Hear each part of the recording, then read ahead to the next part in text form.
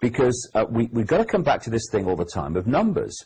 The number of people who are in full knowledge in physical reality, as we call it, and in the control system in the non-human realms, the number of them involved in full awareness of what they're doing compared with the global population of 7 billion is tiny. I mean, my estimate over the years, I've had a few inklings here and there to kind of push me in this direction, is that these hybrid bloodlines, and not all of these will be in awareness of who they are. They might be manipulated to act and think in a certain way, but they're not aware that that's what's happening. They think they're making their own decisions, unpleasant as they may be. It's about 4 or 5% of the population. So when you look at that, you know, I think I see a way out of this. You know, you look at China, it's a wonderful example. China, in many ways, Bill, is a blueprint for the global society. Where you've got the serfs and the slaves, and then you've got the control system, and there's no freedom, and information is edited, censored on the internet, all this stuff. We know what China's like. And then you look at the numbers. I mean, I don't know, was it anything between 1.5, maybe over 2 billion now or more people in China? Massive numbers, whatever they are. Incredibly big numbers. The number of people controlling those vast numbers is tiny. We saw a man's wonderful, what he did, standing in front of the tank man, famous picture. Of course, it made a great picture, it made, oh, what a brave man, isn't it wonderful? And then he probably disappeared and never to be seen again. What if there was 1 million people in front of them tanks? What if we, when large numbers of people are foreclosed because the banks have caused an economic situation where people lose their jobs because companies go bust, and then the banks who've caused the problem come along and say you've got to get out of your house because we're foreclosing on you. I mean, excuse me, what are we doing leaving our houses when the people throwing us out are the people that have caused the situation that means we can't pay the mortgage, so that's why we're being thrown out? Look at that cycle. And we, as a human race, in the vast numbers that we are walking away. You know, part of this moon matrix thing, part of this moon matrix hive mind is to, and this is another aspect, I mean, you know, brain scientists will tell you, this is another aspect of the reptilian brain behavior system, is that it knows its place. The reptilian brain is very, very hierarchical. I mean, you've got the top of the hierarchy, reptilian brain, but you've also got the bottom of the hierarchy. I know my place, it's also reptilian brain. It's just a different expression of it. This hierarchical structure of top-down power, where the few are at the top and the rest are at the bottom, I'm holding that up there, that's very much reptilian brain, and it's fear of authority. I was reading an article in which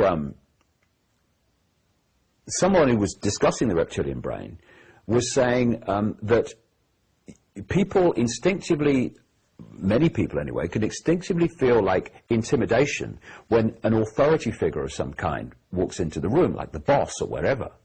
And they were saying it comes from the reptilian brain. And funnily enough, about that same time, I was reading an article about a famous British actress who's very, very anti-royal family.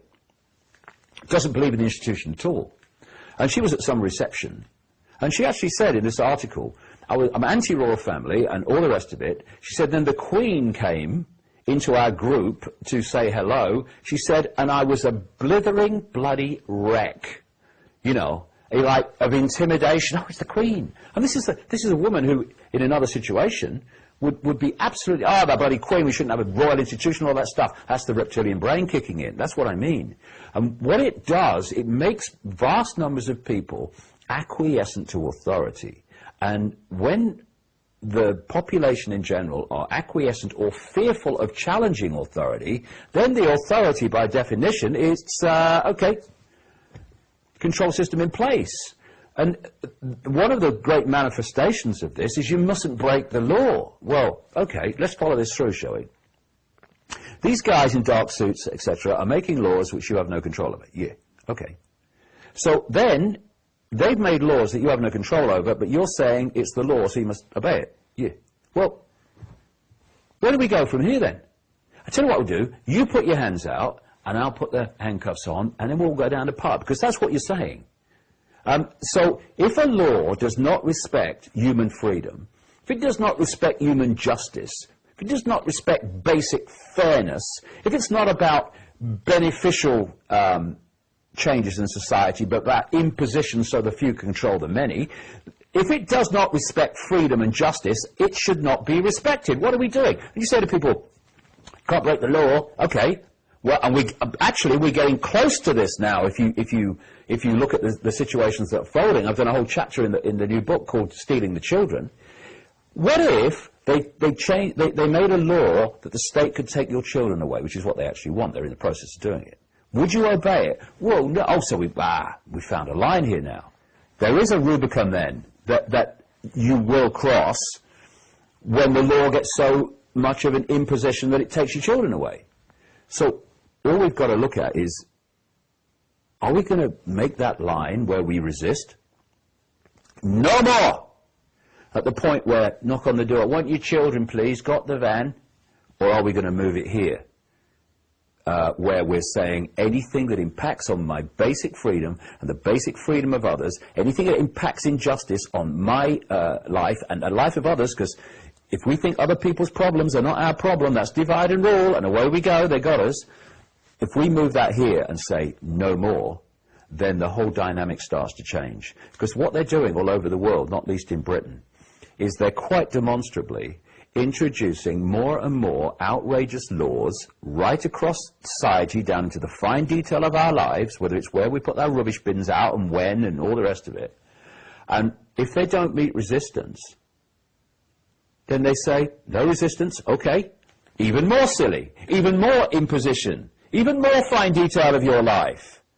No resistance, even more. So, ladies and gentlemen, we have got to start very soon, like how about yesterday, putting a line, collectively coming together, where we put aside these fault lines, manufactured, divide and rule fault lines of religion and race and income bracket and country and breeding, all this shite, and we come together and unite under what we are all fundamentally affected by, and that's the destruction of human freedom.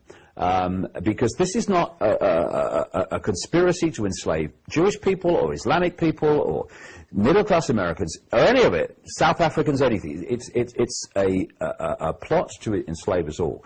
And if we don't come together, we allow ourselves to be divided and ruled, then, you know, the epoch's changing anyway. But the nature of the change is going to be far more challenging than, and far more unpleasant than it needs to be if we come together now and say here and bloody no further. Because when we do that when we produce that resistance, then the movement of this control system deeper and deeper into our lives must stop. But we're not resisting it. We're moaning about it. Some people are resisting it, but we're moaning about it. Oh, big brother, oh my goodness me, what's the country coming to? What's on telly? And that's it. And the thing is, it's not big brother that's bringing the control system in. It's little me allowing it to be brought in. Big brother is impotent without a mass perception of little me. And I'm unanimous in this.